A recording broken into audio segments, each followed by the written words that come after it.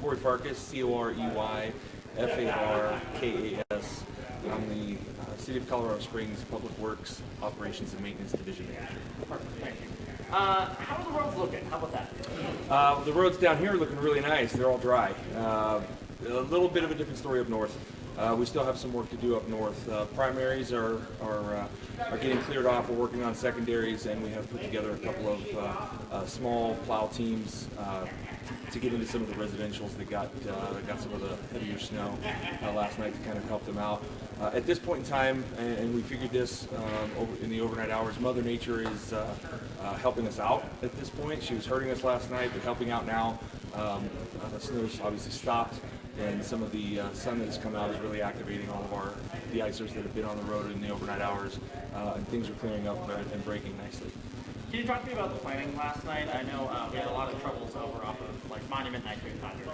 Absolutely, and I can speak for the city, and I'm sure the county and even CDOT had some of the same issues. We were looking. We had a partial call out that was hooked up yesterday evening. That was based upon the information that we gathered from all of our news sources. When we get prepared for a storm, we take all of the weather data that comes in, and we go ahead and approach the storm appropriately. A lot of the data that was coming in was calling for 0 to trace to an inch in the city, and possibly 0 to 3 mainly on the grass in the northern reaches of the city. So we were staffing appropriately off of that. By 7 o'clock last night, we had snow falling at a rate of 3 inches per hour in the northern reaches of the city. We cannot keep up on a full call out. Just for perspective, if we have snow falling at 1 inch per hour, we can't keep up with that. As soon as we plow a road, it will cover over immediately.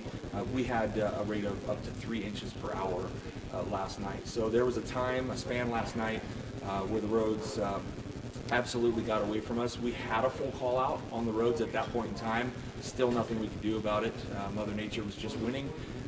In the overnight hours around midnight, snow stopped. We started gaining some ground, and then right around the 3 o'clock hour, the heavy snow started again, and we were battling that into rush hour this morning. But as you can see right now, the sun is out and helping us out at this point. Can you walk me through that decision process where you had the initial call out, wasn't a full staff, and all of a sudden you started watching it come out? Oh, this is going to be bad. Absolutely. It doesn't help. We're here nearing the end of May. We de-winterized all of our trucks. We're getting into paving season. We've been paving, doing our potholing, our dig outs for the last several weeks. So a lot of our trucks, we had plows off, we had sanders off of all of that equipment, really making that changeover into our summer season for maintenance. And a storm like this comes in, we had a partial call out that was hooked up. And when our supervisor on duty made the call to get a full call out hooked up, those folks had to come in. They had to hook up all of those trucks, get sanders on the backs, plows on the fronts, get materials loaded, and get out onto the roadway.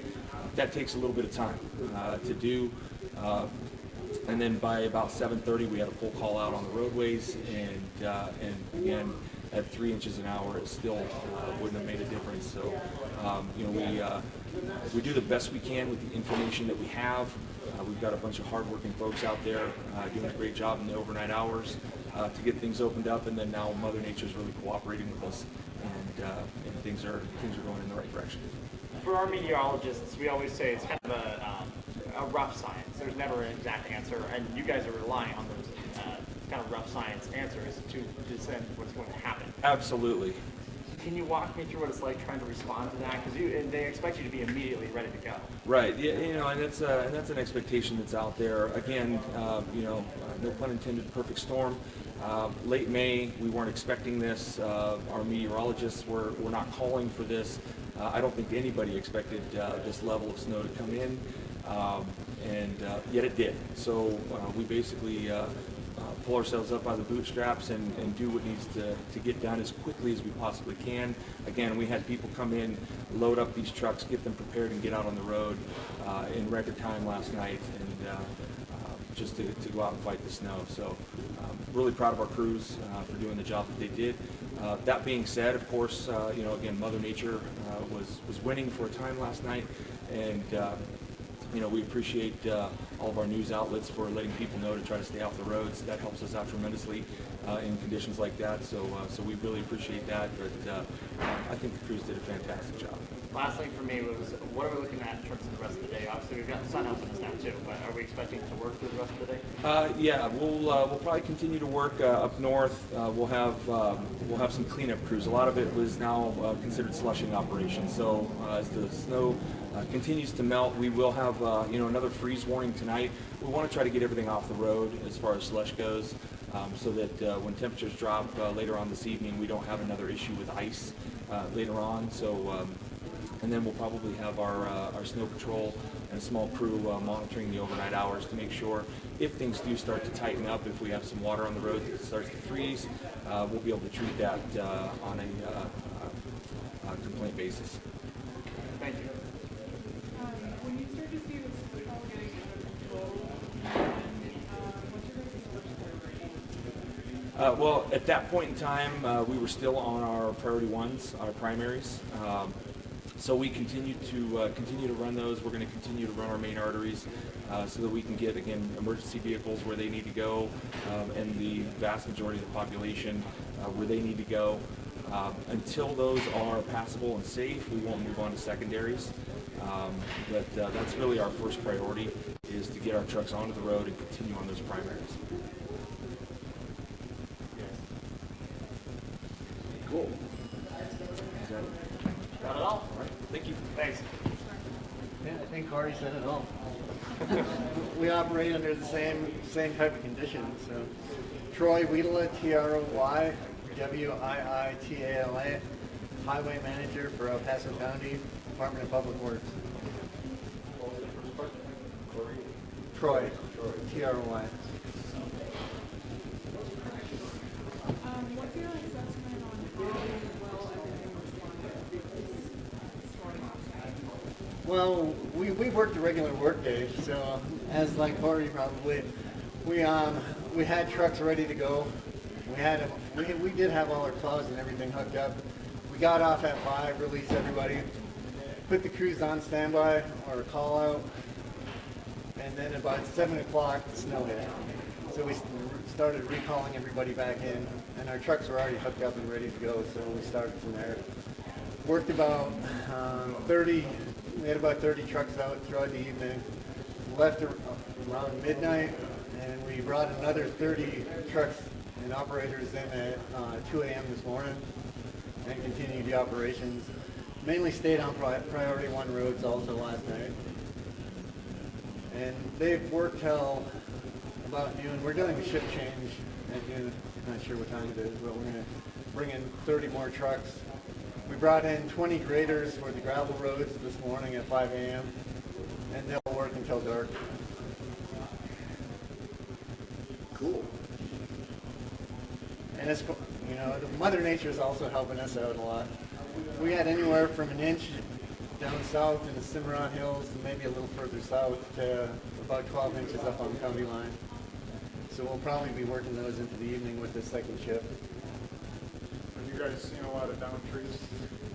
We got a lot of branches on the streets in the Cimarron Hills area, and we've had a couple calls for black forest. And we're mainly working in the right-of-way and keeping the roads open so we can continue plowing and getting rid of those hazards from the right-of-way. I think in the days to come we'll be doing some more assessments and getting more calls in as far as the trees go. And just one comment about the gravel roads with all this wet snow and the amount that we've had. I anticipate they're going to be pretty sloppy and muddy in the next few days until we get some sunshine warm up and dry them out a little bit.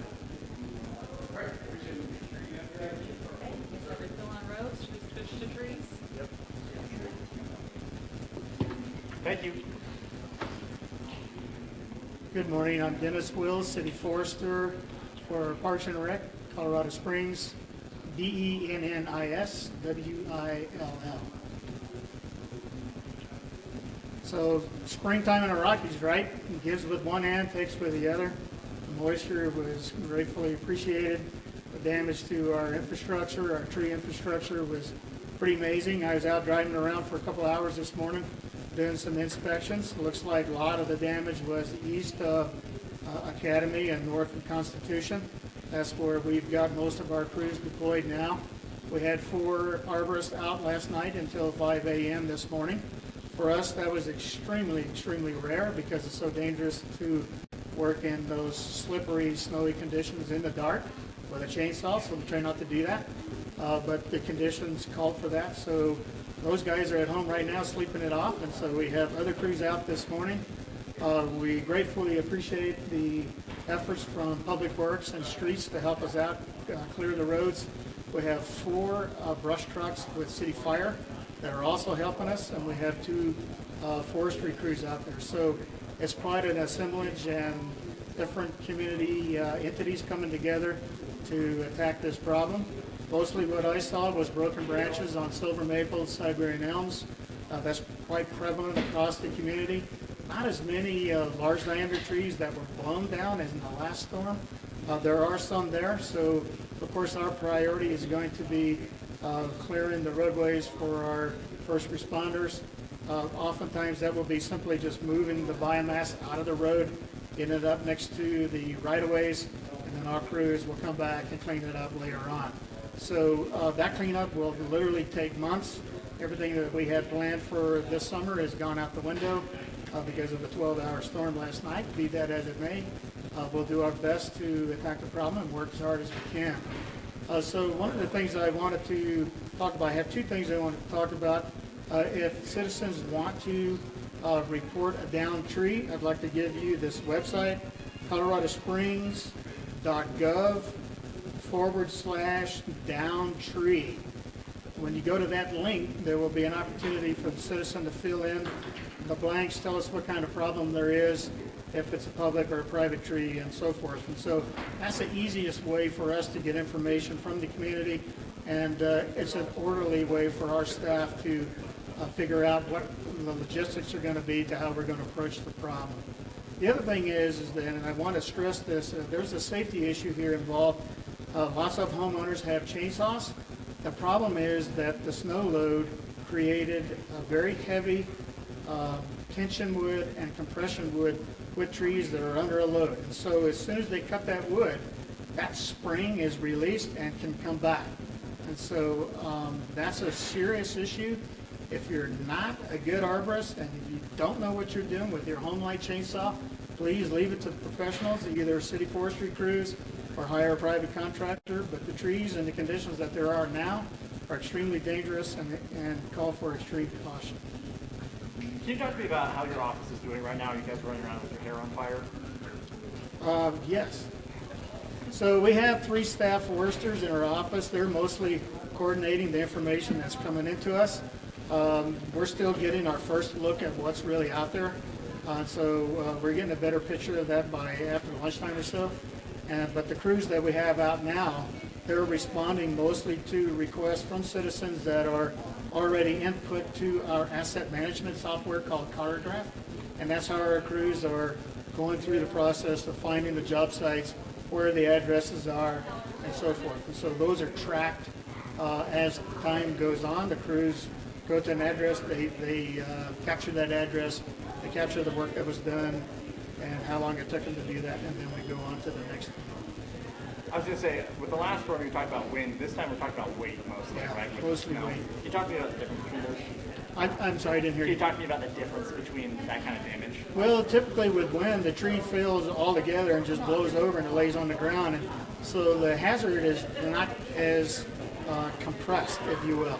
But with broken branch or with branches that are under a snow load, where the snow hasn't melted off or fallen off, that weight it's like a trebuchet. If you know what that is, that's a machinery that's spring loaded. And as soon as you cut some of the fibers in a trunk or a branch that's spring loaded, that weight will release and that branch will spring back. And so that's the difference. Most of the fallen stuff's on the ground, the spring loaded stuff is much more dangerous. You're making mouse traps out there. Absolutely. Yeah. Absolutely. Last thing for me was when you talked about your summer plans are dashed, this is pretty much, was it a combination of all the damage we've had through all these storms, or just last night was that deadly? Just last night. We were in pretty good shape from the last storm, which was, 2 months ago. And so now we're just kind of starting over, all over again. So the good news is that through the support of the city council and the city mayor, City Forestry is going to acquire quite a bit of new equipment and 3 new personnel. So we're creating a new crew, which will be, for the better part of the summer, be our runaround crew, picking up stuff that we had missed during the more formal cleanup process. So we're very excited about having that extra crew on board. Dennis, I know Garden of the Gods was closed this morning because you couldn't get in there. Yeah. I mean, is that just sort of a measurement, a yardstick of just how many tree branches we have all over the place? You know, I haven't had a chance to even look at the west side. Talked to the staff foresters this morning. They said that they hadn't heard that much from the west side, and so I would imagine that that closure was more towards snow than anything else. That's just conjecture on my part. Cemeteries, I know we were running that on the little crawl from moving to school closures, but Yeah. we're getting towards the end of the school year. We had cemetery closures, Yeah. but that's because of the Well, branches. Evergreen Cemetery is just packed with trees. Some of them haven't been pruned in a while. They need a little bit of work, so unfortunately, nature has done that work for us in kind of a sloppy way. We'll do our best as we can to get to it. In terms of tree damage, with the big storms in March and then in April, is this the kind of damage amount that you would expect from a storm like this, or how does it compare to those? This storm has more biomass on the ground than the last storm, the windstorm we had in March. So we'll literally be out there picking stuff up for months. Unfortunately, even a small branch has got to be picked up, and so back then it was rather easy. We have log trucks, you could pick up literally an entire tree, throw it in the back of the truck and haul it off. But with broken branches, trees that are ripped apart at the leads, even the small branches have to be picked up, and that's tedious because that's more handwork than machinery work. So it'll take quite a bit longer to clean all this up.